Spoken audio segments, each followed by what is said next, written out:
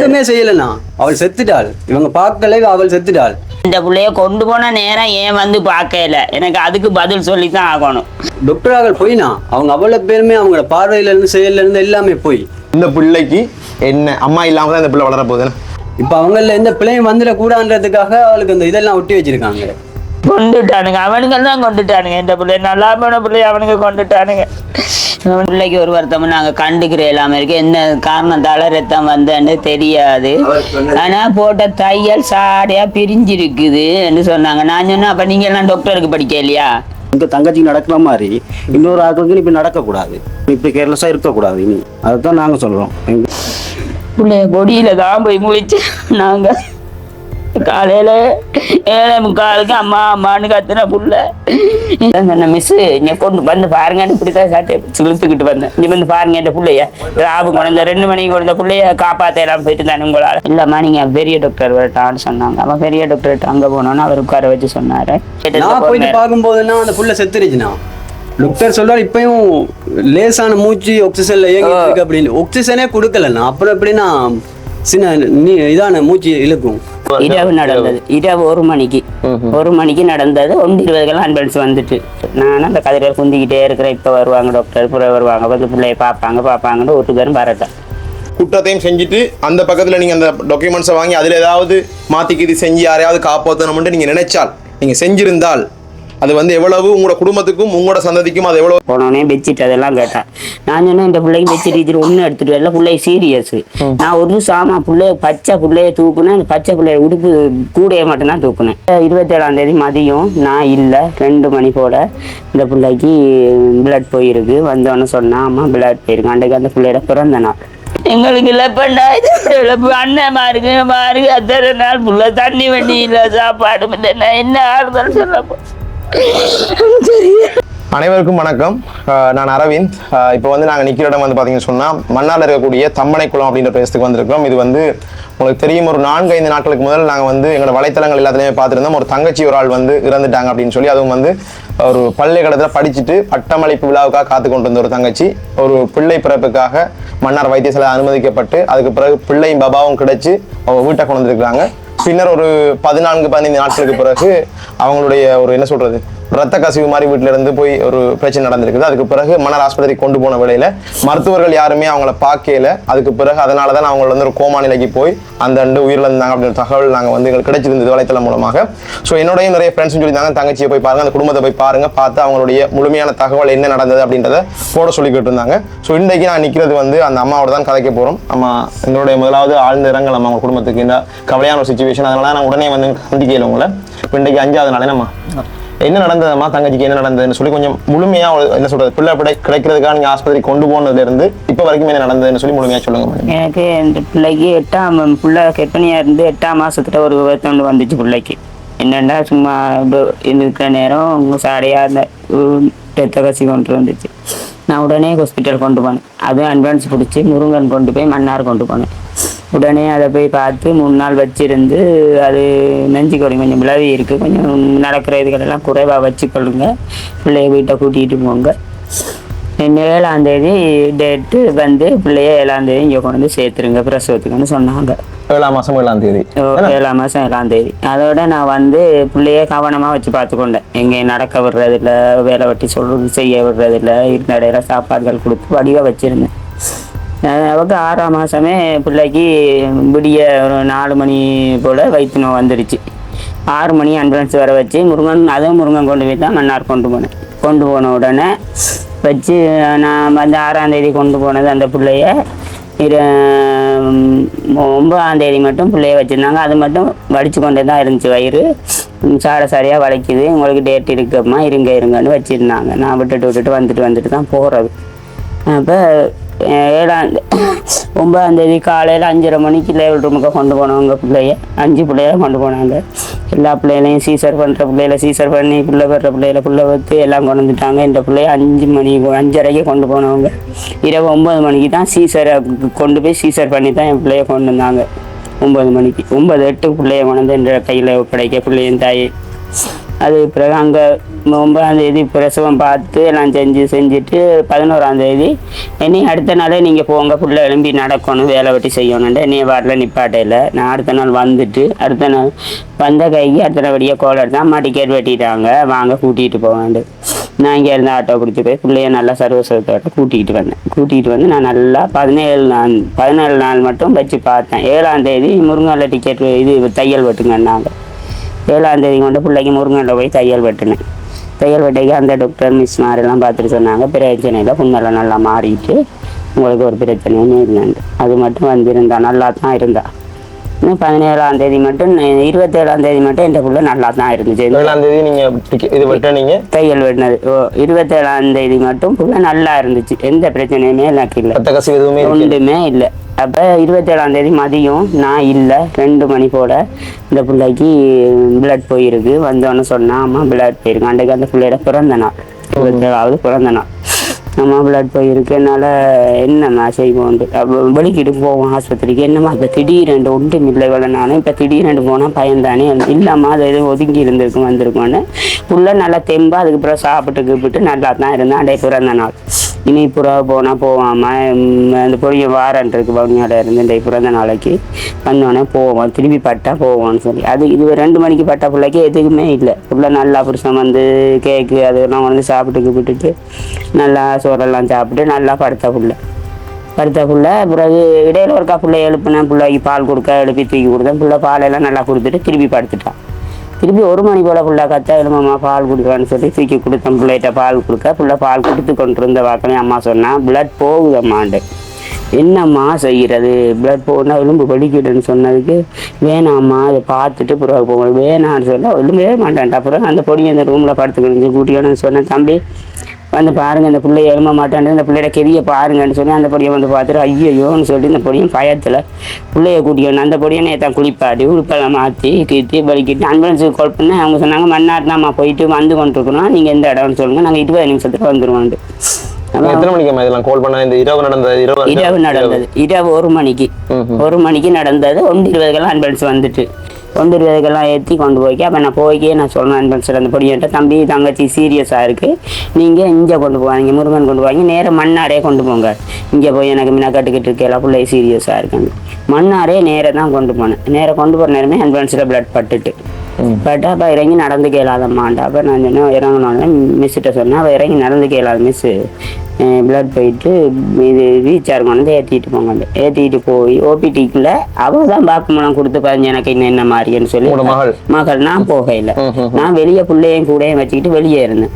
அப்போ அவள் மிஸ் தான் கொண்டு விட்டு 15 டாக்டர் வந்துட்டார். உடனே வந்து பார்த்து 15 கிஞ்சி ஓபிடியில் 6ஆம் வாட்டையும் கொண்டு போனாங்க. 6ஆம் வாட்டையும் கொண்டு போய் தொங்கல் கட்டிலே படுக்க போடுங்கன்னாங்க. மிஸ்மார் போனோடனே என்ன நடந்தான்னு கேட்டான். போனோடனே பெட்ஷீட் அதெல்லாம் கேட்டான். நான் சொன்னேன் இந்த பிள்ளைக்கு பெட்ஷீட் டீச்சர் ஒன்று எடுத்துட்டு வரல, பிள்ளை சீரியஸ். நான் ஒரு சாமா பிள்ளைய பச்சை பிள்ளைய தூக்குனேன், பச்சை பிள்ளைய உடுப்பு கூடைய மட்டும்தான் தூக்குனேன், உற்று சாமான் கூட எடுக்கல. அப்போ நான் கொண்டு போனேன். அப்போ தூக்கி கொண்டு போக அவள் சொன்னா போய் பார்த்துட்டு இன்னுமா கட்டுக்கிட்டுங்க ஓமன்னு சொன்னா. அதை சொன்னான் 2 இது வச்சும் அதுக்கு மீறி படுது எனக்காண்டு. அப்போ போய் குளிச்சுட்டு வாங்க, குளிச்சுட்டு மேல் கழுவிட்டு வாங்கன்னு சொல்லி அனுப்பி விட்டாங்க. அப்போ அவள் போய் மாற்றி கழுவிட்டு வந்தானே அவாவே தான் செஞ்சுட்டு வந்தா. வந்த உடனே முன்கட்டிலுக்கு மாற்றினாங்க. முன்கட்டிலுக்கு மாற்றி இந்த ப்ரெஷர் பார்க்குற மிஷினை மட்டும் கொண்டு போட்டாங்க. அந்த கையில் பிபி பார்க்குற இதை பூட்டினாங்க. பூட்டிட்டு போய் மிஸ் மாதிரி அந்த கதிரையில் உட்காந்து அந்த ப்ரெஷரை தான் பார்த்துக்கிட்டு இருக்காங்க. இதுவரை அது பிள்ளைய கழுவிட்டு வந்த அப்புறம் இல்லை, ஒன்றுமே இல்லை, வேற இல்லை. படுத்துட்டா கட்டில படுத்துட்டு விடிய இடையிலையும் பிள்ளைக்கு பால் கொடுக்கணும்னா வர இல்லை ஒன்றும். அப்போ விடிய நானும் அந்த கதிரையில் குந்திக்கிட்டே இருக்கிறேன். இப்போ வருவாங்க டாக்டர் புற வருவாங்க வந்து பிள்ளைய பார்ப்பாங்கன்னு ஒரு தரம் வரட்டேன். அப்போ விடிய 6 மணிக்கு கட்டில் எழும்பி பிள்ளைக்கு குந்தி இருந்து பால் கொடுத்தா கட்டில் அப்படியே பரவிட்டு பிளட். அப்போ மிஸ் இங்கே பாருங்க மிஸ் என்ன மிஸ் ஆஃப் கொண்ட பிள்ளை இன்னும் நீங்கள் கவனிக்கலையே, இங்கே பாருங்க பிளட் போகுது. நம்ம இப்போ வருவா 7 மணிக்கு ஐயா வருவார் பெரிய ஐயா, நீங்கள் போய் பிள்ளைய க்ளீன் பண்ணிட்டு கட்டிலையும் க்ளீன் பண்ணிட்டு வாங்கன்னு சொல்லி. அப்போ இந்த பிள்ளை போய் இந்த அவவே தான் தனியாக அம்மா நீங்கள் தம்பியை பார்த்துக்கிறங்க நான் போய் குளிச்சுட்டு வானான்னு குளிச்சுட்டு அவட உடுப்பெல்லாம் கழுவி போட்டுட்டு வந்து கதிரையில் குந்திட்டு சொன்னாம்மா எனக்கு பசிக்குதம்மான்ட்டு. அப்போ இருமா நான் இடியப்பம் வாங்கிட்டு வானான்னு கேண்டீனில் வாங்காதீங்க அம்மா போய் கடையில் வாங்கிட்டு வாங்க, இந்த சொதியெல்லாம் சரியில்லைன்னு சொன்னான். அப்போ நான் போய் கடையில் இடியப்பம் வாங்கிட்டு வந்தேன். வந்து பிள்ளைக்கு பால் கொடுத்துக்கிட்டு இருக்கிறா. அம்மா இந்த அம்மா சாப்பிடுமா தம்பியை தந்துட்டேன்னு என்னென்னம்மா சாப்பிட்றோம் இங்கே பாருங்கன்னு சொல்லக்குள்ள பெருக்கெடுத்து போகுது. அப்போ தான் சொன்ன மிஸ்ஸு இங்கே கொண்டு வந்து பாருங்கன்னு இப்படி தான் சாட்டை இழுத்துக்கிட்டு வந்தேன். இங்கே வந்து பாருங்க என் பிள்ளைய ராபு குழந்த 2 மணிக்கு குழந்த பிள்ளைய காப்பாற்றலாம் போயிட்டு தானே உங்களால் இங்கே பாருங்கன்னு சொல்லி வாய்மொழியில் பிள்ளை மயங்கி ரத்தத்திலே விழுந்துட்டா. பிறகு இன்னும் 2 மிஸ்ஸும் சேர்ந்து நானும் சேர்ந்து தூக்கி கட்டில போட்டு அதுக்கு பிறகு தான் வராங்க 5-6 பேர் டாக்டர்மார் வந்து என் பிள்ளைய அதுக்கு பிறகு தான் ரத்தம் ஏற்றுறாங்க சேலைன்னு போடுறாங்க. எத்தனை மணிக்கு நடந்தது? இது காலையில 6 மணிக்கு போன பிளட் அதுக்கு வந்து கவனிக்கல. 2வது தடவை போன பிளட் வந்து 7 மணி ஆச்சு. சரியா 7 மணிக்கு தான் வராங்க டாக்டர்மார். வரைக்குள்ள எப்படியும் 7:10 இருக்கும். இந்த சம்பவம் நடக்கிற நேரம் 7 மணி இருக்கும். நாங்கள் தூக்கி கட்டில போட்டு எல்லாம் ஒன்றுமே அந்த ரத்தம் கூட ஒன்றுமே அவங்க க்ளீன் பண்ணல. அதிலேயே தான் 2 வைத்தியம் எல்லாம் பார்த்தாங்க. பிள்ளைய தூக்கி போட்டுட்டு பிறகு மயக்க தட்டிக்கிட்டு மயக்கமெல்லாம் தெளிய வச்சுட்டு அதுக்கு பிறகு பிள்ளைக்கு சேலைன்னு போட்டாங்க. ரத்தம் ஏற்றுனாங்க. எல்லாம் ஏற்றி அவங்க 5-6 பேரும் சேர்ந்து குளவுஸை போட்டு கையை போட்டுக்கிட்டு எல்லாம் செஞ்சு பிள்ளைய அலங்கோலப்படுத்திட்டாங்க. அங்கேயே 3/4 மணித்தியாலம் 7:45 தான் அம்மான்னு கத்திட்டு போச்சு புள்ள. நான் தியேட்டருக்கு கொண்டு போய் பிள்ளைய ஸ்கேன் பண்ணி பார்த்துட்டு கொண்டு வரோம்மான்ட்டு கொண்டு போனவங்க தான். ஃபுல்லாக வரமாட்டே நான் பிள்ளையோட இருந்தேன். 11 மணி போல் வந்து கேட்டாங்க சாப்பிட்டீங்களாம்மா. நான் சொன்னேன் இல்லை இந்த பிள்ளை சாப்பிடல, இந்த பிள்ளையோட சாப்பாடு அப்படியே இருக்குது ஆச்சுல பிள்ளைக்கு சாப்பாடு கொடுக்கணும் சொல்லுங்க கொண்டு கொடுக்க பிள்ளை பசின்னு கேட்டான்னு. இல்லைம்மா நீங்கள் பெரிய டாக்டர் வரட்டான்னு சொன்னாங்க. அப்போ பெரிய டாக்டர்கிட்ட அங்கே போனோன்னு அவர் உட்கார வச்சு சொன்னார், அம்மா பிள்ளைக்கு பிளட் கூட போயிட்டு பிள்ளைக்கு மூச்சு எடுக்கிற இது இல்லை, பிளட் வர பிரச்சனை என்னென்னு கண்டுக்கிற எல்லாமே இருக்குது. அப்போ நீங்கள் ஒருக்கா நாங்கள் வயரில் தான் மூச்சு எடுக்கிறோம், நீங்கள் கடவுள்கிட்ட வேண்டிக்கொள்ளுங்க என்று சொல்லி அதுக்கு பிறகு எந்த உயிரை என்னட்ட இல்லை. நான் வீட்டில் எல்லாத்துக்கும் கோல் எடுத்து சொல்லி போட்டு கோயிலுக்கு போகிறதும் தியேட்டருக்கு ஓடியாரம், கோயிலுக்கு போகிறோம் தியேட்டருக்கு ஓடியாரம் கத்திக்கிட்டு இருந்தேன். அதுக்கு பிறகு சொன்னாங்க இப்போ கொஞ்சம் பரவாயில்லம்மா ஐஸுக்கு மாற்ற போகிறோம்.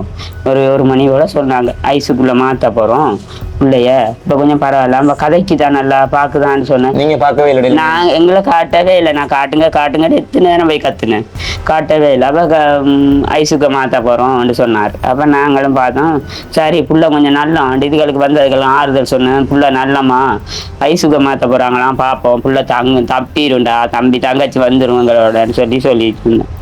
பிறகு இந்த ஆக்சிஜன் கொடுக்குற அதெல்லாம் கொண்டு முன்னுக்கு வச்சாங்க.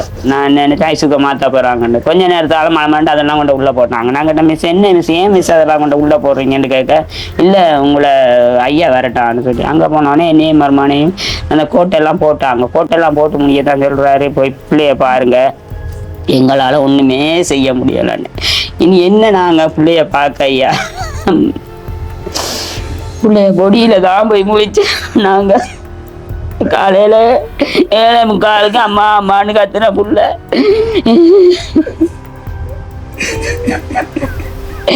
எங்களுக்கு இழப்பு அண்ணன் மாருக்கு அத்தனை நாள் புள்ள தண்ணி வண்டி இல்லை சாப்பாடு என்ன ஆறுதல் சொல்லப்போ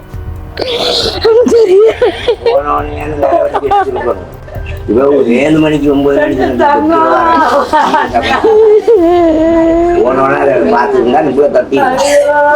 ஒரே ஒரு பொம்பளை பிள்ளை கேட்டதெல்லாம் நான் செஞ்சு கொடுத்தேன்.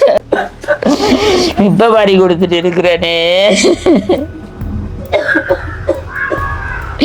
எங்களால தாங்க என்னத்த சொல்லி நாங்க ஆசையே தெரியல. கொண்டுட்டானுங்க அவனுங்க தான் கொண்டுட்டானுங்க. இந்த பிள்ளை நல்லா போன பிள்ளைய அவனுங்க கொண்டுட்டானுங்க.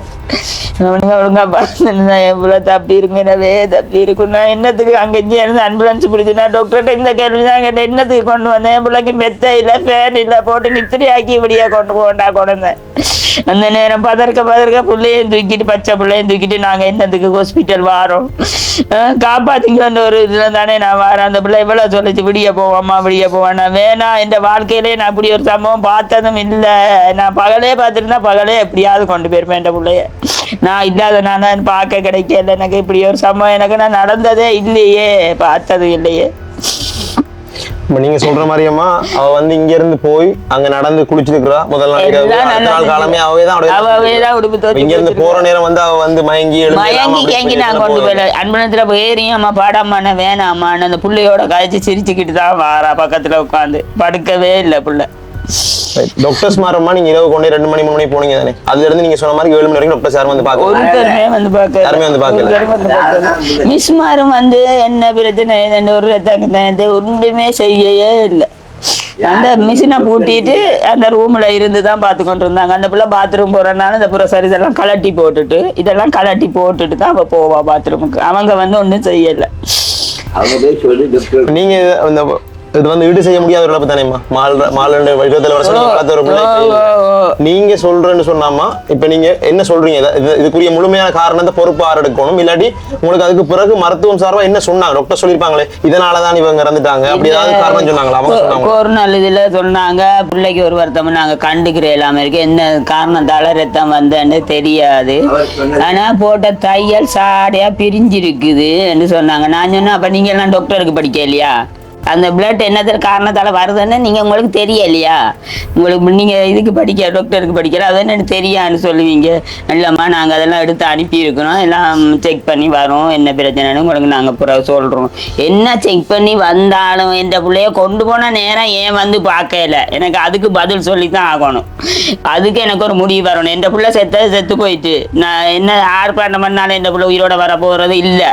ஆனா இனி வர பிள்ளைகள உயிரில் விளையாடக்கூடாது. இந்த டாக்டர் இப்படி செய்யக்கூடாது. என்ன காரணத்தினால வந்து பார்க்கல என்ற என்னத்துக்கு நாங்க கொண்டு போறோம். இது வந்து அந்த இறந்து போன தங்கச்சியிட கணவன். சொல்லுங்க, நீங்க சொல்லுங்க. அவ கோல் அடிச்சு சொன்னான்னா 6:42 கோல் டைம் வரும்போது நான் பார்த்துட்டு கைக்க சொன்னா, என்ன ட்ரீட்மெண்ட் எல்லாம் பண்ணாங்களா அப்படின்னு கேட்க சொன்னா, இல்லடா செல்லக்குட்டி இன்னுமே ஒருத்தர் வந்து பார்க்கல, நைட் போன பிளட் மாறிக்க 2 தடவை பிளட் போயிட்டு இதே பிளட் போயிடுச்சுடா செல்லக்குட்டி, பெரிய டாக்டர் வருவார் அப்படின்றாங்க. ஆனால் ஒருத்தனை வந்து பார்க்குறாங்களேடா செல்லக்குட்டி, நான் வராமல் வீட்டே நின்றுக்கலாம் தானே, என்னத்துக்கு இங்கே வந்தேன் அப்படின்னு சொல்லிட்டு சரியா 3 நிமிஷமும் 2 செகண்ட் தான் கழிச்சா. ஃபோனில் அப்படியே இருக்கு. அப்போ கழிச்சிட்டு வச்சு பார்த்தாண்ணா திடீர்னு பார்த்தா அங்கே டாக்டராக போயினா அவங்க அவ்வளோ பேருமே அவங்களோட பார்வையிலேருந்து செயல்லேருந்து எல்லாமே போய் அவங்க சொல்கிறத பார்க்க புரியுது, அவங்க நடந்துக்கிறத பார்க்கவே தெரியுது. அவள் 1 மணிக்கு செத்துட்டா, 1:06 அவளோட உயிர் போயிடுச்சு. எங்களை கொண்டு போயிட்டு 3:45 காட்டுறாங்க, ஆக்சிஜனில் இயங்கிட்டு இருக்கு, அவள் டிஸ்டர்ப் பண்ணாமல் பாருங்க அப்படின்னா உள்ளே விட்டாங்க. டாக்டராக போயினா இந்த டாக்டராகளுக்குன்னா இதுக்கு சரியான முடிவு எடுத்தான். இதுக்கு முதல்ல இப்படி ஒரு பிள்ளைக்கு நடந்து அவங்க முடிவு எடுத்திருந்தான்னா இன்னைக்கு இவ உயிரோட இருந்திருப்பா. இது மாதிரிக்கு நாளைக்கு இன்னொரு பிள்ளைக்கு நடக்கூடாண்டானா டாக்டராக்கள்கிட்ட சரியான நியாயம் கேட்கணும். கேட்டால் மட்டும்தான் இந்த இதுக்கு சரியான. நீங்க இதை பத்தி ஏதாவது இப்ப நீங்க தங்கச்சி இறந்தோடனே நீ உண்மையாக அடுத்த நாள் நீங்க இறப்பு விட்டு அதை பத்தி யோசிச்சு வந்திருப்பீங்க உங்களோட மனைவி வந்த பிறகு. அப்ப அதை பத்தி அந்த டைம்ல ஏதாவது டாக்டர் சண்டை பிடிச்சதோ இல்லாட்டி போலீஸ்ல சொன்னதோ அப்படி ஏதாவது இது வரைக்கும் செஞ்சீங்களா? போலீஸ்ல சொன்னாங்க, நீங்க மடு போலீஸ்லயும் சொல்லிருக்கு, மச்சான் சொல்லியிருக்காங்க, மச்சான் சொன்ன மடு போலீஸ்ல நான் அங்க ஹாஸ்பிட்டல்லே உள்ள இருந்தேன். உள்ள சொல்லிருக்கீங்க சொன்னீங்க, பட் என்ட்ரியா இன்னொன்னு எதுவும் போடல. இல்ல எல்லாம் எழுதுனது என்ட்ரியா போட்டிருக்கீங்க. Right, okay okay okay. அதுக்கு பிறகு இன்னும் அதை பத்தி ஒரு விசாரணைகள் எதுவும் இன்னும் வரல உங்களுக்கு? இன்னும் வரல, எனக்கு கேட்கல. இல்ல மச்சான் சொல்றது அவனோட மூத்த அண்ணாவா ரெண்டாவது கதைக்கலாம் அவரோட நிக்கிறார். இது வந்து தங்கச்சியோட அண்ணா. சொல்லுங்க, நீங்க போலீஸ் என்ட்ரி ஏதோ போட்டோன்னு மாதிரி சொல்றாங்க, அப்படி போலீஸ்ல பதிவு போட்டு நீங்க நடுவில் இங்கே போலீஸ் ஏற்றிட்டு போய் அங்கே என்ட்ரி போட்டது, மன்னார்லையும் போட்டிருக்கு என்ட்ரி போட்டு தான் எல்லா இடம் போட்டு தான் இருந்தது. நீங்க போட்ட டைம்ல நீங்க மட்டும் தான் என்ட்ரி கொடுத்தீங்களா? ஹாஸ்பிட்டல் சைட்ல யாரும் வந்து கழிச்சவங்களா? அதே மாதிரி இல்லை ஒன்றும் கதைக்கல. இப்போ அங்கே அம்மாக்களை கூப்பிட்டு டாக்டர் மார்க் கழிச்சவங்க மேலே கூப்பிட்டு கழிச்சவங்க, மற்றபடி இல்லை. மற்ற என்ன காரணம்னு கேட்டால், இப்போ நைட் டாக்டர்னா 12 மணி 1 மணிக்கு போகிறப்போ இங்கே அந்த ஆம்புலன்ஸில் போகிற ஆட்களுக்கு நைட் டாக்டர் இருக்கத்தானே வேணும், வந்து பார்த்துருக்கத்தானே வேணும். இவங்க பார்க்க ரீசன் என்ன காரணம் ஹாஸ்பிட்டலில், அந்த காரணங்களுக்கு தெரிஞ்சே ஆகணும். இப்போ எங்கள் தங்கச்சிக்கு நடக்கிற மாதிரி இன்னொரு ஆட்களுக்கு இப்படி நடக்கக்கூடாது. அதை தான் நாங்கள் சொல்கிறோம். எங்களுக்கு இப்படி ஒரு விஷயம் இப்படி நடக்கணும், இப்படி கேர்லெஸ்ஸாக இருக்கக்கூடாது இனி. அதை தான் நாங்கள் சொல்ல வரோம். டாக்டர் கேட்டார் என்ன பிரச்சனை நடந்துச்சு, பிள்ளைக்கு என்ன நடந்துச்சுன்னு சொல்லி உள்ள கூட்டிய வச்சு கேட்டாங்க. நான் இல்ல தெரியாது. ஜட்ஜு அவரும் கேட்டாரு, எல்லாம் வந்து கேட்டாங்க. டாக்டர்ண்டா அவ முதல் சீசர் பண்ணின டாக்டரும் வந்திருந்தா. அதுவும் மற்ற இந்த பிள்ளைக்கு பிரசவம் பார்த்த டாக்டரும், இந்த பிரசவம் இல்ல இந்த வருத்தம் வந்த மருத்துவம் பார்த்த டாக்டரும் அவரும் இருந்தா. ஜட்ஜ் இருந்தாரு, 3 பேரும் இருக்கணும்னா எங்களை 2 பேரையும் கூப்பிட்டு விசாரிச்சு கழிச்சு கேட்டாங்க. நான் இதே பதில் தான் 2-3 பேர் 2-3 இடத்துல கேட்டாங்க. கேட்குற நேரம் எல்லாம் எனக்கு இந்த பதில் வந்து படமா தான் ஓடிக்கிட்டு இருக்குது. ஏன்னா எனக்கு நடந்த சம்பவம் இது, பொய் இல்லை இல்லை, நான் எந்த கண்ணுக்கு முன்னால நடந்த காட்சி. நான் ஒன்றும் இல்லை, நான் அதையே தான் எங்கே போனாலும் நான் சொல்லுவேன். எனக்கு இது ஒரு முடிவு தரணும். அந்த பிள்ளைக்கு என்ன வருத்தம் வந்து செத்ததுன்றது இருக்கட்டும் ஒரு பக்கம், எனக்கு போனோடனே ஏன் இந்த பிள்ளைக்கு பார்க்க இல்லை என்ன பிரச்சனை, என்னதுக்கு நாங்க கொண்டு போறோம் ஹாஸ்பிட்டலுக்கு இரவு என்ற பிரச்சனை. நான் இஞ்ச பிள்ளைய வச்சிருந்து ஒன்று விடிய மயங்கி விழுந்து ஆம்புலன்ஸ்ல கொண்டு போய் அவங்ககிட்ட பொறுப்பு கொடுத்துருந்தேன்னா இன்றைக்கு எனக்கு மனசாரி நான் தானே தவறு செஞ்சுட்டேன் என் பிள்ளைய வீட்டுல வச்சு. அந்த ஒரு கேள்வி எனக்கும் இருந்தது. நீங்க வந்து தாமதமா கொண்டு போனதாலதான் நடந்துட்டு அப்படின்ற அடுத்த பக்கம் யாரும் சொல்லலாம். அதான் கேட்டேன். அப்ப அவ நல்லா தான் இருந்தா, நல்லா இருந்தா, அவதான் குளிச்சா, காலையிலேயே அவதான் குளிச்சா, கொண்டே விட்டோடனே அவதான் நீங்க குளிச்சா, உடுப்பு மாத்தினா எல்லாம் செஞ்சா. இங்க இருந்து இதுல இருந்து அட்வான்ஸ் அதுல நினைச்சதுல திருப்பி வரையில அங்க அட்வான்ஸா தகைக்கே நடந்துதான் போனான். நடந்து போய் தான் ஏறி போனான் அட்வான்ஸ்ல. நாங்கள் பிள்ளைய சீரியஸாக கொண்டு போயிடலாம். அவள் வரமாட்டேன்னு தான் சொன்னேன். அங்கே போய் நல்லா தான் பார்த்தீங்களாமா, நான் வந்தேன் அங்கே வந்து பார்த்தீங்களா, இன்னும் இதுவரையும் ஒருத்தருமே வந்து பார்க்க இல்லை பார்த்தீங்களா வந்துட்டு கதைச்சிக்கிட்டு தான் இருக்கிறோம் நம்ம 2 பேருமே. 3 டாக்டராக இருந்தாங்க. அதில் அவங்க 3 பேருமே சொல்கிற கருத்து வந்துன்னா இது எதனாலன்னு தெரியலையா அவங்களுக்கு. ஆனால் எங்களை பார்த்து குட் அப்படி தான் இருக்கணும், டைமுக்கு கொண்டு வந்தீங்க, கொஞ்சம் கூட தாமதம் உங்கள் சைடில் ஃபுல்லாக இல்லை. ஆனால் இது எங்கே நடந்தது, ஏன் நடந்தது, என்ன தப்பு நடந்ததுன்னு தங்களே தெரியலையா. கட்டாயம் இந்த 2 நம்பர் வாங்கினாங்க, ஃபோன் நம்பர். இது என்ன பிள்ளை எது பிள்ளைன்னு பார்த்துட்டு கோல் அடிக்கிறாங்க. இது அவங்களே பிள்ளைய வச்சுட்டு அவங்களே கோல் அடிக்கிறாங்க. பிள்ளைருக்குன்னு பார்த்து கோல் அடிக்கிறன்றது இல்லைன்னா எந்த நியாயமுமே இல்லை. சத்தியமா அந்த டாக்டர்கள் பதில் சொல்லி ஆகணும். ஆம்புலன்ஸ் என்னதுன்னா ஒரு இது அவசரத்துக்கு உடனே கடவுளே அந்த ஆம்புலன்ஸ் பொடியான பாராட்டணும், வேகமா உடனே வந்து கொண்டு போறாங்க. என்னதுக்கு சேஃப்டிக்காக. அப்ப ஆம்புலன்ஸ் டிரைவர் வந்து வேகமா கொண்டு போறாங்க. அவங்க எல்லாம் ஒண்ணுமே இல்ல, அடிச்சுன்னா சொன்னாங்க இன்னும் 27 நிமிஷத்துல அங்க நிப்போம், மண்ணால இருந்தா வரப்போறோம் அப்படின்னு சொன்னாங்க. சொன்ன மாதிரிக்கே வந்தாங்க, வந்து கொண்டு போயிட்டாங்க. ஆனா அங்க கொண்டு போனதுல இருந்து டாக்டர்ல இருந்து எல்லாருமே நின்றுருக்காங்க, 2 மணிக்கு கொண்டு எல்லாருமே இருந்திருக்காங்க. இவ்வளவு பிரச்சனையும் அவ்வளவு பேத்துக்குமே தெரிஞ்சிருக்கு. ஆனா யாருமே எதுவுமே கண்டுக்கல. அதாவது நீங்க சொல்றதுன்னு பார்த்தா இப்ப இது வந்து அவ்வளவு அவசரமான ஒரு விஷயம் இல்லைன்னு விட்டுட்டாங்க. அப்படி நினைச்சுதான் விட்டுருக்காங்க. அவசரமா வந்து பார்த்தா இருப்பாங்க அந்த நேரத்துல, இல்லன்னு நினைச்சு விட்டுருக்காங்க. அவங்க நினைக்கலாம், அப்படி நினைச்சதான் புலன்னு நான் சொல்றேன். அப்படி நினைச்சதாலதான்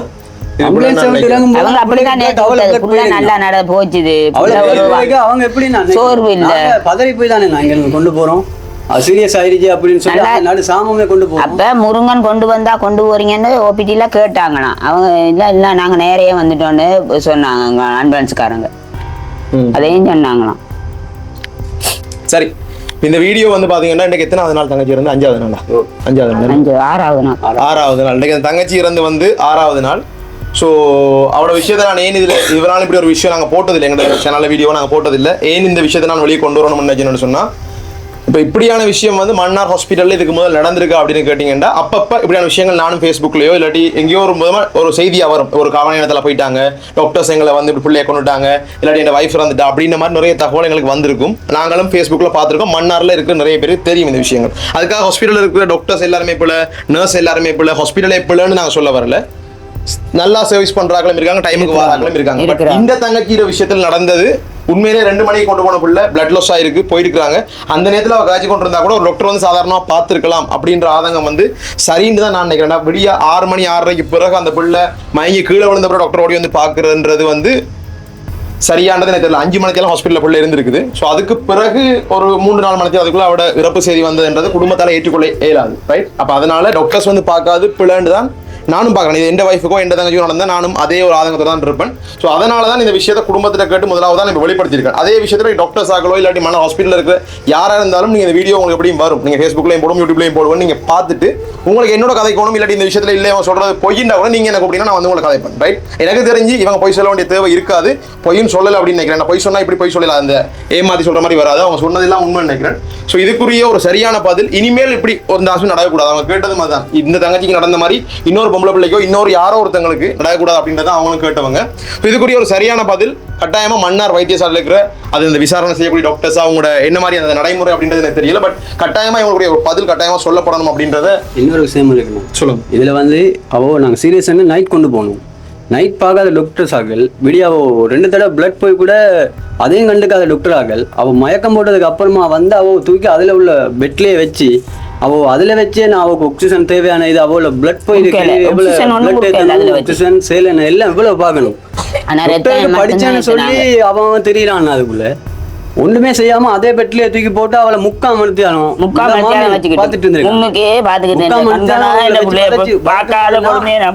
அந்த ஹாஸ்பிட்டல்ல ஒரு ஆபரேஷன் தியேட்டர் இல்லையா, இல்ல ஆக்சிஜன் இல்லையா, இல்ல என்னன்னா இல்ல ஏன் இப்படி செஞ்சாங்க அவங்க எங்க அவங்கள உடனே வந்து ஐசுக்கு கொண்டு போயிருக்கணும் புள்ளைய உடனே அவங்க ஐசுக்கு கொண்டு போயிருக்கணும். அதுலயே வச்சு அந்த வைத்தியம் பாக்குற டாக்டர் ஐயோ மாறி மாறி அதுல வந்து நின்று அந்த புள்ளைய போட்டு செய்யாத பதறி பயந்துட்டாங்க. என்ன நடந்துச்சுன்னு தெரியாம அதுல வச்சு அவளை கொண்டுட்டாங்கண்ணா. அதுலயே வச்சு அரை உயிர் ஆக்கி தான் கொண்டு போனாங்க. போற நேரம் புள்ள கட்டிக்கிட்டு தான் போச்சு கேட்டு. நான் போயிட்டு பார்க்கும்போதுன்னா அந்த புள்ள செத்துருச்சுண்ணா. தாங்கவே முடியல. 3 தான் பார்த்துருப்பீங்க. ஓ டாக்டர் சொல்றாரு இப்பயும் லேசான மூச்சு ஆக்சிஜன்ல இயங்கிட்டு இருக்கு அப்படின்னு. ஆக்சிஜனே கொடுக்கலண்ணா. அப்புறம் எப்படின்னா இதான மூச்சு இழுக்கும்.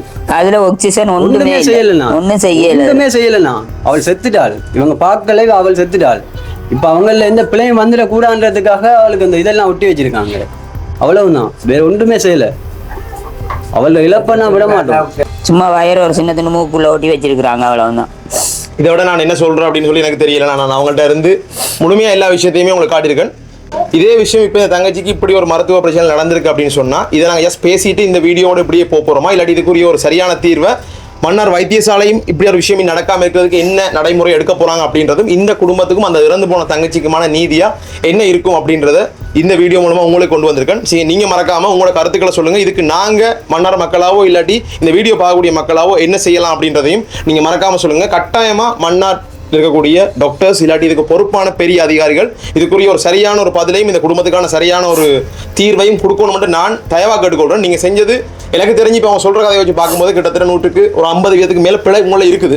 நீங்க வந்து சில நேரத்தில் சில பேஷண்ட்ஸை வந்து காலையில பார்க்கலாம் அப்படின்னு நீங்க நினைச்சிருந்தா கூட, பட் இப்படியான ஒரு பேஷண்ட்டை நீங்க பார்த்துருக்கலாம், இல்லாட்டி அந்த நர்சஸாக சொல்லிருக்கலாம், அந்த ஒரு சுச்சுவேஷன்ல இவங்களை பார்க்கணும்னு சொல்லியிருக்கலாம்னு நான் நினைக்கிறேன். நான் போன உயிர் திரும்பி வராது. அதுவும் அந்த பிள்ளை வந்து பாத்தீங்கன்னு சொன்னா படிச்சு யூனிவர்சிட்டி போய் இன்னும் பட்டமளிப்பு விழா மட்டும் நடக்காம இருந்த ஒரு கிராஜுவேட். அந்த பிள்ளை ஒரு எவ்வளவு கனவோட இந்த பிள்ளை படிச்சிருக்கு. அந்த மாதிரி கூலி வேலை செஞ்சு செஞ்சு மண் அடிச்சு படிக்க வச்சாருங்க. கொழும்புல பஸ்ல ஏறினா கூட அண்ணாக்கான நித்திரையே கொள்ள மாட்டாமா, நீ போன ஓப்புல வைக்காத, பொம்பளையாங்களுக்கு பக்கத்துலேயே இருந்து வா, நான் ரோட்ல நிக்கிறேன்னு போய் நின்று இறக்கி கொண்டு வருவானுங்க. தங்க அப்படிதான் 2 பேரும் வளர்த்தானுங்க இந்த பிள்ளைய. என்னன்னு அவங்க மனசுக்கு ஆறுதல் இவங்க கொடுப்பாங்க, என்னன்னு சொல்லுவாங்க. அவ்வளவுதான். அதை விட நான் இனி சொல்றதுக்கு ஒன்றும் இல்லைன்னு நினைக்கிறேன். அவங்க சொன்னதுதான் உண்மை. இது வந்து யாராலையும் ஈடு செய்ய முடியாத இழப்பு. அது நடந்திருக்குது. மற்றது பிறந்த பிள்ளை கிட்டத்தட்ட நினைக்கிறேன் 1 மாசம் இருக்கும். ஒரு மாசம் ஆகல.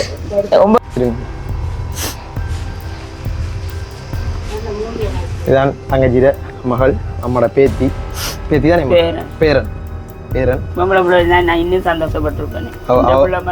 அவவே பிறந்துட்டான்னு நினைச்சிருப்பீங்க. இதுதான் நான் சொல்கிறேன். திரும்பவும் இப்போ வெள்ளை காய்ச்சி தான் திரும்பவும் சொல்கிறேன். இந்த பிள்ளைக்கு என்ன அம்மா இல்லாமல் தான் இந்த பிள்ளை வளரப்போகுதுன்னு. அப்போ தண்டை அம்மாவோட வளரப்போகுது, மாமாக்கள் அப்பாவோட மட்டும் வளரப்போகுது. ஸோ அதுக்கு காரணமான ஆக்களுக்கு கட்டாயமாக தண்டனை கிடைக்கணும். இந்த பிள்ளை குட்டி பிள்ளைக்கு ஒரு நீதி கிடைக்கணும்னு சொல்லி தான் நானும் மனசார நினைக்கிறேன். எனக்கும் சின்ன பிள்ளைகள் இருக்குது. அப்போ இந்த பிள்ளையை பார்க்கும்போது அதான் எனக்கு ஃபீல் ஆகுது. தயவு செய்து பிள்ளை செஞ்சுருந்தா நீங்களாக வேலையை விட்டுட்டு போயிருங்க. அப்படி இல்லைன்னு சொன்னால் ஹாஸ்பிட்டலால் தயவு செய்து பிள்ளை செஞ்சவங்களுக்கு ஒரு தண்டனை கொடுக்கணும்னு கேட்டுக்கொள்றோம். அவங்க யாரெண்டும் வெளியே தெரியணும், ஏன்னா அவங்க இந்த விஷயத்தில் இவ்வளோ கவனமாக இருந்தாங்கன்றதுன்னு சொல்லணும்னு சொல்லி தயவாக கேட்டுக்கொண்டு இந்த வீடியோ முடிச்சுக்கொள்றேன். ஒன்றும் யோசிக்காதீங்கம்மா, அவள் வந்து கடவுளாக இருந்து இந்த பிள்ளையை பார்த்து கொண்டிருப்பா தான் நான் சொல்லலாமா, வேறு ஒன்றும் சொல்லலாது. சரியா, ஓகே, குழம்பிட்டாங்க இருக்கு. ஒரு மாசம் இன்னும் கிட்டத்தட்ட ஒரு 20 நாள் ஆன குழந்தை, கை குழந்தை இருக்குது. ஸோ அந்த குழந்தையின் அடுத்த எதிர்காலம் யோசிச்சு பாருங்க. அப்பா பாட்டி மாமாக்களோட அந்த பிள்ளை வளரணும்ன்ற ஒரு நிலைமை வந்திருக்குது. அதுக்கு உண்மையிலேயே இந்த வீடியோவில் உங்களுக்கு தெரியும், ஆஸ்பத்திரியில் இருந்த நீங்கள் தான் இதுக்கு ஒரு காரணம்னா கட்டாயமாக இது உங்களோட மனசுக்குள்ளேயும் குத்தும் அப்படின்றத நான் சொல்கிறேன். அது எனக்குன்னு சொல்லலை, நாளைக்கு எனக்கு இது நடந்தாலும் என்ன சார்ந்தவங்களோ இல்லாட்டி உங்களை இந்த வீடியோ பார்க்குறவங்களோட குடும்பத்துக்கும் கூட இந்த சிச்சுவேஷன் நடக்கலாம். ஸோ தயவு செய்து மருத்துவர்கள் இல்லாட்டி மருத்துவத்துறையில் இருக்கிற எல்லாருமே வந்து கிட்டத்தட்ட கடவுள் மாதிரி பார்க்கக்கூடிய எங்களுக்கு ஒரு நோய் வந்தால் அவங்களெல்லாம் தான் வருது. இனிமேல் இப்படியான விஷயங்கள் நடக்கவே கூடாது, நடக்காம தவிர்த்துக் கொள்ளுங்கன்னு சொல்றோம். நடக்கக்கூடாது. உங்களோட கவனையினம் இல்லாட்டி நீங்க தாமதித்ததால ஒரு பிள்ளையோட உயிர் போயிருக்குது. இதுக்கு முதலும் இப்படியான விஷயங்கள் மன்னார் ஆஸ்பத்திரியில் நடந்திருக்கு. நடக்கலன்னு நான் சொல்ல வரல, பட் எந்த விஷயமும் பெருசா பேசப்பட்டதா இருந்திருக்காது அப்படின்னு நினைக்கிறேன். ஸோ இந்த தங்கச்சியில இந்த மரணம் பேசப்படுற ஒரு விஷயமா கட்டாயமா வரணும். அதே மாதிரி அந்த குடும்பத்துக்கும் அந்த தங்கச்சியோட மரணத்துக்கும் ஒரு நீதி கிடைக்கணும்னு சொல்லி நான் தயவா கேட்டுக்கொள்றேன். தயவுசெய்து இந்த வீடியோ பார்க்குறவங்க இந்த வீடியோ ஷேர் பண்ணுங்க, நிறைய பேருக்கு இது போகட்டும். இனிமேல் வந்து பயம் இருக்கணும், இப்படி ஒரு விஷயம் நடக்கூடாதுல பயம் கட்டாயம் இருக்கணும். அடுத்த நாள் பிள்ளைய அங்கதான் மறைச்சு வச்சிருந்தாங்க. எங்களோட தம்பிர மனுஷன் அக்கடை பிள்ளைய தான் பிள்ளைய வச்சிருந்தாங்க. அவங்க அங்க பாலை கொடுத்து பிள்ளைக்கு பழக்கணும், அப்படி கொடுக்கணும் இப்படி கொடுக்கணும்னு வச்சிருந்தாங்க பிள்ளைய. நீங்க இந்த இதை முடிச்சுட்டு வந்து வாங்குங்க பிள்ளைன்னு சொன்னாங்க. நாங்க அதை முடிச்சுட்டு வந்து அடுத்த நாள் போய் பிள்ளைய வாங்குறதுக்கு போனேன். அப்போ சொன்னாங்க நீங்கள் நிற்கணும், உங்களுக்கு ட்ரைனிங் கொடுக்கணும். நான் சொன்னேன் ட்ரைனிங் ஒன்று எனக்கு தர தேவையில்லை, நான் என் பிள்ளையும் தாயையும் நல்லா தான் நான் பராமரித்து வச்சுருந்தேன். எனக்கு நீங்கள் இன்னொரு ட்ரைனிங் தர தேவையில்லை. நீங்கள் பிள்ளைய நீங்கள் தாரீங்களா சைன் எதுவும் வைக்கணுமா சொல்லுங்கள், இல்லை நான் பிள்ளைய தூக்கி நடந்துக்கிட்டே இருப்பேன்னு சொன்னாங்க. அப்புறம் டாக்டரை வர சொல்லி சொன்னாங்க, அம்மா நீங்கள் பிள்ளைய கொண்டு போங்க, பிரச்சனை இல்லை, பிள்ளைக்கு அளவு பாடலாம் உங்களுக்கு சொல்லியிருக்கு. 7ஆம் தேதி கிளினிக் கொண்டேன். கடைசி மட்டும் நான் கொண்டு வர மாட்டேன் கிளினிக். இந்த மன்னார் எந்த பிள்ளைக்கு ஒரு முடிவு வரணும், நான் மன்னார் கிளினிக் கொண்டு வர மாட்டேன். நான் வவுனியா வேணும்டா கிளினிக் கொண்டு போகிறேன், வேறு எங்கே வேணுனாலும் பிள்ளைய கொண்டு போகிறேன். இந்த மன்னாரில் இந்த பிள்ளைக்கு நடந்த இதுக்கு ஒரு பதில் வரணும் எனக்கு. நான் நீ மன்னார் ஹாஸ்பிட்டல் திரும்பி வருவேனா இருந்தால் இதுக்கு ஒரு முடிவு வரணும் என்று சொல்லிட்டு தான் நான் பிள்ளைய தூக்கிட்டு வந்தேன். அது மட்டும் இல்லைனா அவங்களுடைய கிளினிக் கார்டு போஸ்ட்மார்ட்டம் ஒன்றும் தரலை. அவ்வளவுமே அவங்களுக்கு ஒரிஜினல் தேவையே இல்லை, ஒன்றுமே வச்சுட்டு எல்லாம் வச்சுக்கிட்டாங்க தான் தேவை. ஆனா அந்த நேரம் நான் பக்கத்துல இல்லை, மாமிட்ட இருந்தது தான் அவ்வளவும் எல்லாம் தேவை அப்படின்னு சொல்லி அப்படி ஒரு டாக்குமெண்ட்ஸ் கூட தரல. நான் அதுவும் Facebookல பார்த்தேன், அது கேட்கணும்னு நினைச்சேன். மற்றது உங்களோட பழைய கிளினிக் அந்த இதெல்லாம் ஒன்றுமே இல்லை, எல்லாமே ஃபைலோட அவங்கள்ட்ட தான் இருக்கு. ஒரு 10 ரூபா போட்டு நான் கொண்டு போயிருக்காங்க தெரியல. அதுவும் அந்த விஷயமும் அதையும் பார்க்கணும். இல்லை நான் இந்த விஷயத்தை வந்து சொன்ன விஷயத்தை வந்து நானும் வந்து Facebookல பார்த்துருந்தேன். அதாவது உங்களோட அந்த மருத்துவ அட்டைகள், அந்த போஸ்ட்மார்ட்டம் ரிப்போர்ட், அந்த ரிப்போர்ட்ஸ் எல்லாமே வந்து ஹாஸ்பிட்டலால் வாங்கிட்டாங்க அப்படின்ற ஒரு தகவலும் வந்து அதில் போடப்பட்டிருந்தது. அது வந்து எவ்வளவு உங்களோட குடும்பத்துக்கும் உங்களோட சந்ததிக்கும் அது எவ்வளோ ஒரு பிழையான விஷயம். இன்னொரு ஆள் நம்ம ஒரு இறப்பை நாங்கள் எங்களோட ஒரு கவனத்தால் போயிட்டு அதுக்கு பிறகு இப்படி செய்கிறன்றதை தயவு செய்து யோசிச்சு பாருங்க. உங்களோட குடும்பத்தில் ஒரு ஆளுக்கு இப்படி நடந்தால் நீங்கள் இப்படி இருப்பீங்களா? உங்களால் இப்படி ஒரு விஷயத்தை மாற்றி கித்தியாக செய்யக்கூடிய மாதிரி இருக்குமா? இதெல்லாம் நான் சொல்கிறது நீங்கள் மாற்றினால் அந்த ரிப்போர்ட் நீங்கள் அப்படியே கொடுத்தா அது பிரச்சனை இல்லை. இன்கேஸ் நீங்கள் அந்த ரிப்போர்ட்ஸ் ஏதாவது மாற்றி இல்லை அந்த தங்கச்சிக்கு வேறு வருத்தம் இருந்து, அந்த வருத்தம் இருந்து, இந்த வருத்தம் இருந்து நீங்கள் முனைஞ்சிங்கன்னு சொன்னால் அது சரியாக பிள்ளையான்றதை நீங்களே வந்து பார்த்துக்கொள்ளுங்க. நீங்கள் செய்கிறதன் மூலமாக கட்டாயமாக உங்களோட குடும்பத்துக்கு அது பெரிய ஒரு பாவமாக தான் வந்து முடியும். இப்படி ஒரு விஷயத்தை நீங்கள் ஒரு பிள்ளைக்கு செஞ்சு போட்டு நீங்கள் செஞ்சீங்கன்னு சொன்னால் சரியாம்மா. எனக்கும் வந்து நீங்கள் கதைக்கும் போது எனக்கும் வந்து ஆதங்கமாகவும் கவலையாக தான் இருக்குது. இதன் மூலமாக ஏதாவது ஒரு விஷயம் நான் போடுறது வந்து இது வந்து வெளியே கொண்டு வரணும்ன்ற ஒரு காரணத்துக்காக தான் நான் இன்றைக்கி வந்தேன். அதை நான் வெளியே கொண்டு வந்திருக்குன்னு நினைக்கிறேன். மேக்ஸிமம் நீங்கள் சொல்லிட்டீங்க எல்லா விஷயங்களையும். ஸோ இதை பார்க்குறவங்க இதுக்குரிய சரியான சொல்யூஷனாக என்ன இருக்கும் இல்லைன்னு சொன்னால் இதில் வந்து ஏதாவது ஒரு டாக்டரோ இல்லாட்டி ஒரு நர்ஸோ இல்லாட்டி அந்த ஹாஸ்பிட்டலில் ஒர்க் பண்ணுற யாரோ ஒரு வந்து இந்த தங்கச்சியில மரணத்துக்கு காரணமானவங்களா இருக்காங்கன்னா கட்டாயமாக அவங்களுக்குரிய தண்டனையே கொடுங்க. இந்த முறை தண்டனை நீங்கள் கொடுத்தீங்கன்னு சொன்னால் அடுத்த முறை இந்த பிள்ளை யாரும் செய்ய மாட்டாங்க. அதுதான் நான் உங்கள்கிட்ட தயவாக கேட்டுக்கொள்கிறேன். தயவு செய்து யாரையும் காப்பாற்றணுன்றதுக்காக இந்த தங்கச்சியிட மரணத்துல உண்மையாவே குற்றம் இருந்தால் இவங்க சொன்னதை வச்சு பார்க்கும்போது உண்மையாவே குற்றம் இருந்ததுன்னா தயவு செய்து அந்த தங்கச்சியிட மரணத்தோடு சம்பந்தப்பட்டவங்களுக்கு நீங்க வந்து தண்டனை கொடுக்கணும் தயவா கேட்டுக்கொள்றோம். இந்த வீடியோ முடிச்சு கொள்றோம். அந்த தங்கச்சியோட ஆத்மா சாந்தியோட நான் கடவுளை வேண்டிக் கொள்றோம். அந்த தங்கச்சியோட பிள்ளை குடும்பத்துக்கும் என்னுடைய ஆழ்நிறங்களை சொல்லிக்கொண்டு இந்த வீடியோவை முடிச்சு கொடுறேன்.